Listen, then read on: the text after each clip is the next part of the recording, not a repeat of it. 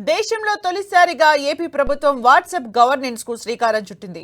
ఉండవల్లిలోని నివాసంలో మంత్రి నారా లోకేష్ వాట్సాప్ లో పౌర సేవల్ని ప్రారంభించారు. దీనికోసం అధికారిక వాట్సాప్ నెంబర్ను రాష్ట్ర ప్రభుత్వం కేటాయించింది. పౌర సేవలు అందించడంతో పాటు ప్రజల నుంచి వినతులు స్వీకరించేందుకు, వారికి అవసరమైన సమాచారాన్ని చేరవేసేందుకు వీలుగా వాట్సాప్ గవర్నెన్స్ ను ప్రభుత్వం తీసుకొచ్చింది. తొలి దశలో మొత్తం 161 రకాల పౌర సేవల్ని ప్రభుత్వం అందించనుంది. రెండో విడతలో మరిన్ని సేవలను అందుబాటులోకి తీసుకురానుంది. తొలి విడతలో దేవాదాయ, ఇంధన, ఏపీఎస్ఆర్టీసీ, రెవెన్యూ, మున్సిపల్ తదితర శాఖల్లో ఈ సేవలు మొదలయ్యాయి. ఇకపై ఓబీసీ, ఈడబ్ల్యూఎస్, ఆదాయ, నో ఎర్నింగ్ ఇలా వివిధ శాఖలకు సంబంధించిన అనేక సర్టిఫికేట్లు వాట్సాప్ ద్వారా పొందొచ్చు. ముఖ్యమంత్రి సహాయ నిధి చేసిన దరఖాస్తుల స్టేటస్ తెలుసుకోవచ్చు. విద్యుత్ బిల్లులు, ఆస్తి పన్నుల వంటివి ఈ అధికారిక వాట్సాప్ ద్వారా చెల్లించొచ్చు. ట్రేడ్ లైసెన్సులు, రెవెన్యూ శాఖకు సంబంధించి ల్యాండ్ రికార్డులు, వివిధ సర్టిఫికేట్లు పొందొచ్చు. APSRTC ticket booking, cancellation, journey reminder, tracking service, refund, feedback తదితర సేవలు దీని ద్వారా పొందొచ్చు.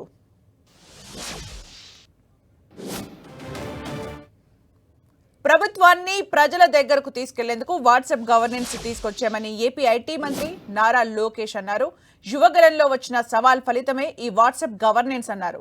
చంద్రబాబు 2.0 పనితీరుకు ఇది మరో మైలురాయి అని లోకేష్ కొనియాడారు. మడమిత్ర పేరుతో వాట్సాప్ సేవల్ని అందిస్తామని తెలిపారు. వచ్చే 6 నెలల్లో గణనీయమైన మార్పుల్ని ప్రజలు చూస్తారని అన్నారు. ఈ ఆలోచన నాకు యువగలం పాదయాత్ర నుంచి మొదలైంది. మీరు ఒక్కసారి కానీ మా స్పీచ్లు కూడా మీరు చూస్తుంటే, నా స్పీచ్ చూస్తుంటే నేను పదే పదే చెప్పేవాడిని. ఒక బటన్ నొక్కితే భోజనం వస్తుంది, ఒక బటన్ నొక్కితే సినిమా చూస్తున్నాం, ఒక బటన్ నొక్కితే ట్యాక్సీ వస్తుంది, కానీ ఒక బటన్ నొక్కితే ఎందుకు ప్రభుత్వం మీ దగ్గరికి రావట్లేదు, ఆ ఛాలెంజ్ నేను స్వీకరిస్తున్నానని ఆనాడు చెప్పా.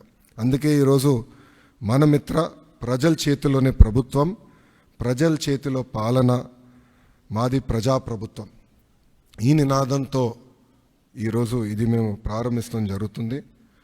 యువగలం పాదయాత్రలో అడుగడుగున ప్రజలు ఎదుర్కొంటున్న సమస్యలు నేరుగా తెలుసుకునే నాకు అవకాశం కలిగింది.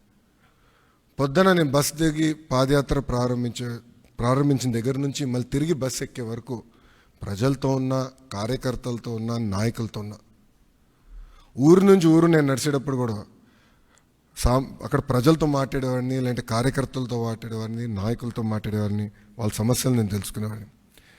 అది జరిగినప్పుడు నేను రైతుల్ని కలిసా, మహిళల్ని, విద్యార్థుల్ని,